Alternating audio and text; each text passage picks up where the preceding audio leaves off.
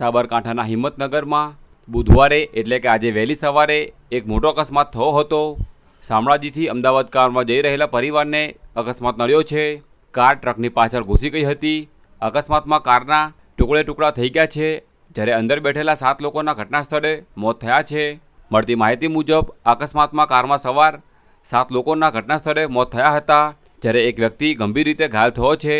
માહિતી મળતા જ પોલીસ પહોંચી અને ઘાયલોને હોસ્પિટલ દાખલ કર્યા હતા, જ્યાં તેની હાલત નાજુક હોવાનું કહેવાય છે। કાર ચાલકે ઊંઘ આવતી હોવાને કારણે અકસ્માત થયો હોવાની આશંકા છે। હાલ પોલીસ ઘટનાના કારણો તપાસ કરી રહી છે। કારમાં કુલ 8 લોકો હતા। તેઓ શામળાજીથી અમદાવાદ જઈ રહ્યા હતા। ઘાયલ અને મૃતકોની ઓળખ કર્યા બાદ પોલીસે તેમના પરિવારને જાણ કરી છે। આ સાથે મૃતકોના મૃતદેહને કબજે કરીને પોસ્ટમોર્ટમ માટે મોકલી દેવામાં આવ્યા છે। અકસ્માત સવારે 4:30 વાગ્યાની આસપાસ થયો હોવાનું કહેવાય છે। પોલીસના જણાવ્યા અનુસાર અકસ્માતને કારણે ભારે નુકસાન થયું છે।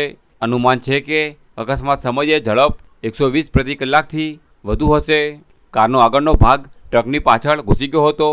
આથી પોલીસ અને ફાયર વિભાગના કર્મચારીઓને ભારે જહેમતથી કાર કાપીને લાશને બહાર કાઢી હતી।